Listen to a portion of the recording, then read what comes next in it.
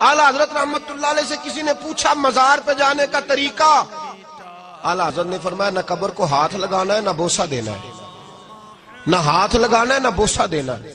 और फरमाया तवाफ बिल इत्तेफाक हराम है। लोगों ने कहा हुजूर फिर हाजिरी कैसे देनी है?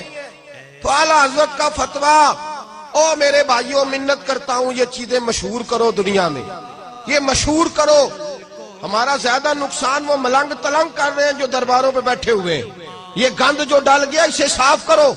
फाज़िल बरेलवी रहमतुल्लाह अलैह ने फरमाया किसी बुजुर्ग के मजार पे जाओ तो 4 हाथ दूर खड़े होके फातिहा पढ़ो। कितनी दूर? 4 हाथ। एक शख्स ने कहा हुजूर मदीने जा रहा हूं, नबी पाक की जालियां चूम लूं? क्या क्या जवाब है बरेली के इमाम का, कमाल कर दी। लोग तो यहां कहते हैं ना जाली चूमनी है, चूम लूं?